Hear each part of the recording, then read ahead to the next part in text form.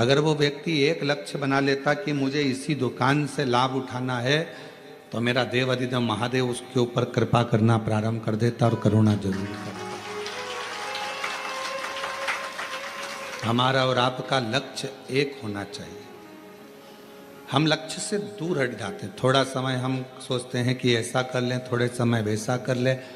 आप में से भी कई शिव भक्त जो ऑनलाइन कथा श्रवण कर रहे हैं, कई भक्त जो कथा को श्रवण कर रहे हैं, आप और हम में भी कई लोग ऐसे बैठे हैं या टीवी के सामने कथा सुनने बैठे हुए हैं या मोबाइल पर सुन रहे हैं कि थोड़े समय तो हम शिव जी का भजन कर लेते हैं, थोड़े समय हम देवी जी का भजन कर लेते हैं, थोड़े समय हम अन्य देवता का भजन कर लेते हैं, और जब हमारे देवताओं से कार्य नहीं होता तो हम दूसरे धर्म के दूसरे देवताओं के पास चले जाते हैं। क्यों जाना?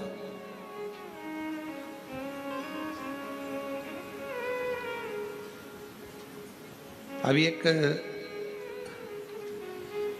न्यूज़ आ रही थी, उस न्यूज़ में बताया कि किसी ने एआई से, जो एआई का ज़माना चल रहा है, उस एआई से किसी ने पूछा कि मान लो आप अगर मनुष्य होते, इंसान होते, तो आप कौन सा धर्म अपनाते? किस धर्म की ओर आप जाना पसंद करते?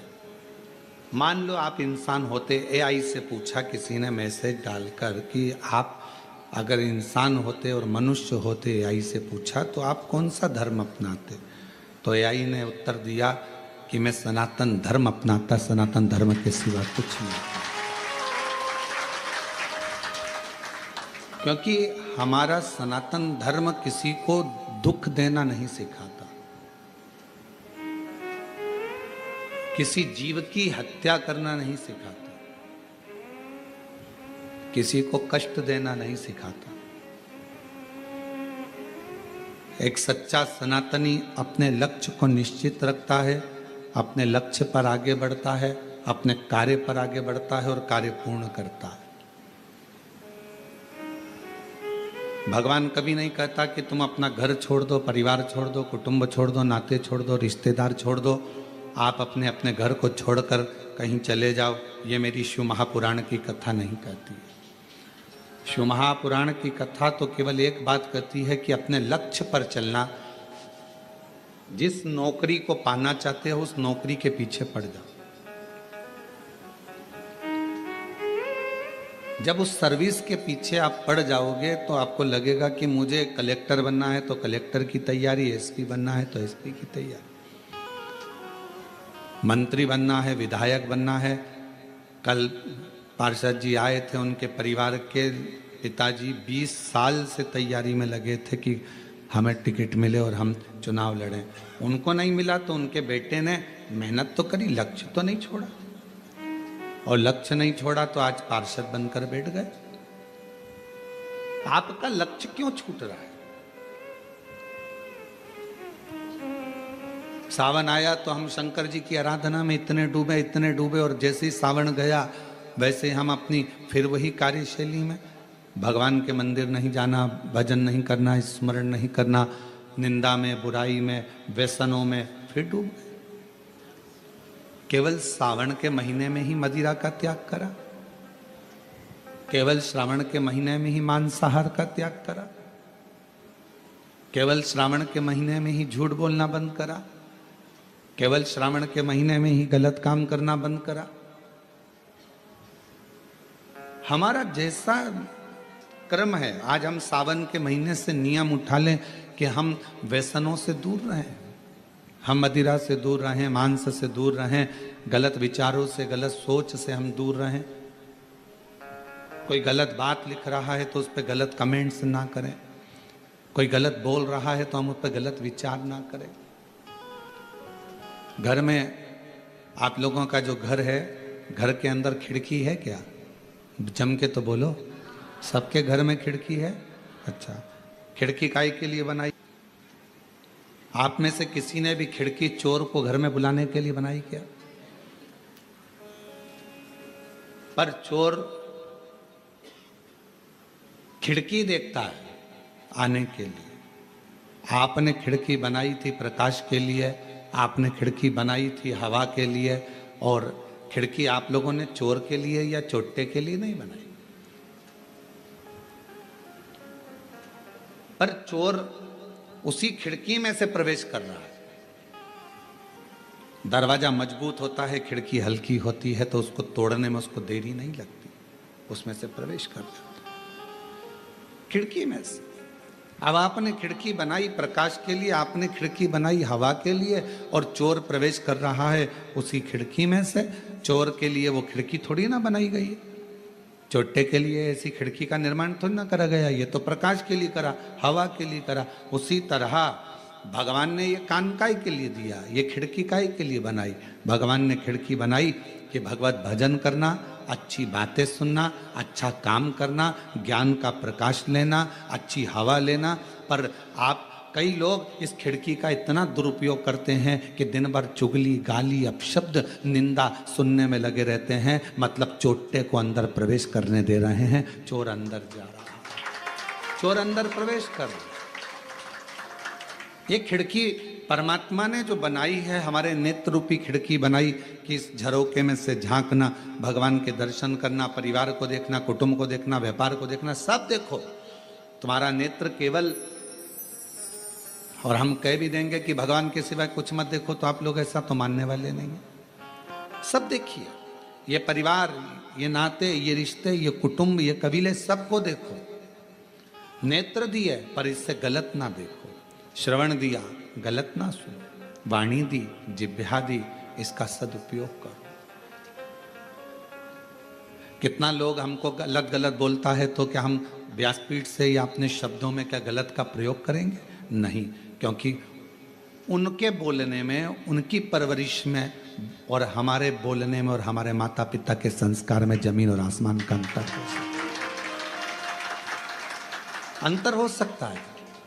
जिस पिता ने चने का ठेला लगाकर अपनी औलाद को पाला हो, जिस माँ ने साड़ी में फाल लगाकर दूसरे के घर काम कर कर भोजन बनाकर पाला हो, वो माँ और वो बाप अपने बच्चे को कभी गलत संस्कार नहीं दे सकता, गलत विचार नहीं दे सकता, गलत बोलना नहीं सिखाता। संस्कार बताएंगे आपके घर के एक आनंद के विषय को। आप श्रेष्ठता का जीवन तो जियो। श्रवण आपकी, भगवान ने जो खिड़की दी है, इस कान का प्रयोग कथा में, सत्संग में, या अपने परिवार के अच्छे शब्दों को सुनने में लगाओ। क्यों अपना समय अपन व्यर्थ निंदा को दें? उसने ऐसा कर दिया, उसने वैसा बोल दिया, उसने गलत कर दिया, उसने ऐसा कर दिया। हम गलत सोचने में, गलत विचारने में, गलत सुनने में अपने पूरे जीवन को लगा रहे।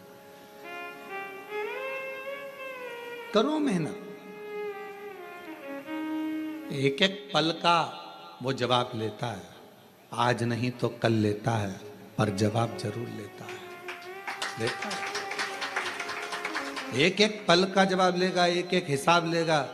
ईमानदारी से बोलना, तुम अपने बेटे को 100 रुपये देकर बाजार भेजती हो, जा कोरबा में चले जा, बाजार से एक सर्फ की थैली लेकर आना, 10 रुपये का एक साबुन लाना, 20 रुपये की सर्फ की थैली लेकर आना, जा बाजार, और सुन 10 रुपये का एक बिस्कुट का पैकेट ले आना। बेटा गया 100 रुपये लेकर मार्केट में घूमा, सामान लेकर आया। आने के बाद आपने उससे हिसाब लिया कि नहीं लिया? बोलो तो जम के, लिया ना हिसाब? कितने का लाया बेटा? सर्फ कितने का आया बेटा? साबुन कितने का आया? ये बिस्कुट का 2 पैकेट क्यों लेकर आ गया? मम्मी 5-5 रुपए के थे इसलिए लेकर आ गया। तो तुमने अपने बेटे से, तो औलाद तुम्हारी है, बेटा तुम्हारा है, सारी जायदाद उसकी है, फिर भी तुमने अपने बेटे से 100 रुपए का हिसाब लिया, तो वो भी तो तुम्हें पृथ्वी पर भेजा है, तो 100 साल का हिसाब लेगा कि नहीं लेगा? वो भी हिसाब लेगा कि मैंने तुझे इतना दिया था, तूने कितना लगाया, तूने क्या करा, सत्कर्म कितना करा, भजन कितना करा, अच्छा कर्म कितना करा, पुण्य कर्म कितना करा। केवल कमाया कमाया कमाया, जोड़ा जोड़ा, और आखिरी में केवल भोगा ही भोगा। इतना भोगा कि आखिरी में भगवान के सामने रो रो कर, गिड़गिड़ा कर कहता रहा कि मुझे अब माफ कर दो, अब नहीं भोगा जाता। कर्म, धन आता है, अच्छा लगता है, पर वो धन जब व्यक्ति को रुलाता है, तो जिंदगी केवल एक नरक सी निकलती चली जाती। उसको सोचो, विचार, कर्म श्रेष्ठ करिएगा, अच्छे कर्म की ओर बढ़िएगा। और जब आपका कर्म श्रेष्ठ हो, जब आप अच्छे कर्म की ओर बढ़ेंगे तो जीवन में एक आनंद की अनुभूति अपने आप होगी, अपने आप। 100 साल का हिसाब मेरा परमात्मा जरूर लेगा। 21,600 श्वास जो निकलती है उसका एक एक हिसाब मेरा परमात्मा लेता है। 3.5 करोड़ रोम छिद्र ये मनुष्य के शरीर में है, वो रोम छिद्र का हिसाब भी लेगा, क्योंकि रोम मिलते काहे के लिए। कभी विचार करा कि मनुष्य के शरीर में इतने ये रोम बारीक बारीक इतने रोम छिद्रों पर भस्म को लपेट लेते हैं। कभी विचार करिए आप, कभी अकेले में सोचिए कि इतने रोम छिद्र मेरे शरीर में हैं, हाथों में हैं, मेरे शरीर पर इतने रोम छिद्र हैं, ये भगवान ने क्यों दिए। और क्यों मेरे शंकर भगवान ने शमशान की भस्म को इन रोम छिद्रों पर धारण कर लिया, किस लिए।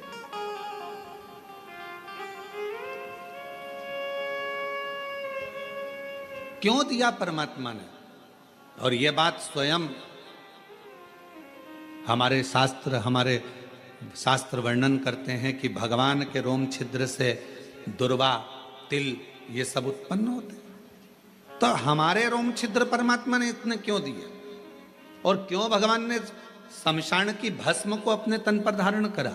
तो शिव महापुराण में वायव्य संहिता के अंतर्गत वर्णन आता है कि भगवान शंकर से पूछा, देवताओं ने निवेदन करा, स्वयं पूछा गया तुमरुका जी ने कि ये रोम छिद्र किस लिए हैं। तो कहा एक एक रोम छिद्र 3.5 करोड़ रोम छिद्र मनुष्य के शरीर में केवल भगवान की भक्ति करने के लिए। मान लो आपके मुख से,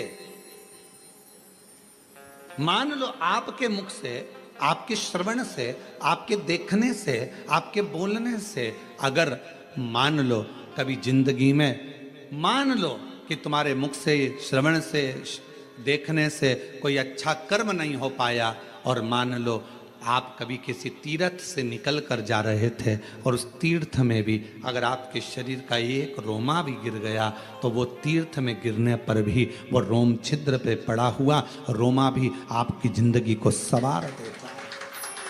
3.5 करोड़ रोम छिद्र भगवत भजन के लिए है। 3.5 करोड़ रोम छिद्र का ये शरीर भगवान की अविरल भक्ति के लिए है। कर्म करो, मेहनत करो, परिश्रम करो, परिवार को संभालो, नाते रिश्तों को संभालो, कुटुंब कबीले में रहो, सब कुछ करो। और ऐसा नहीं है कि तुम कमाओगे तो तुमको झूठ नहीं बोलना पड़ेगा, झूठ भी बोलना पड़ेगा तुम्हें। हम अगर बोल भी देंगे कि कमाने में झूठ मत बोलो तो ये हो नहीं सकता। आपको कमाना है, झूठ बोलना पड़ेगा। आपको बच्चों का पेट भरना है, थोड़ा झूठ बोलना पड़ेगा। आपको पत्नी, परिवार, घर गृहस्थी देखना है तो थोड़ा झूठ बोलना पड़ेगा। आपको उस झूठ को बोलना पड़ेगा। हम कह भी देंगे कि मत बोलो तो आप ऐसा नहीं है कि नहीं मानेंगे।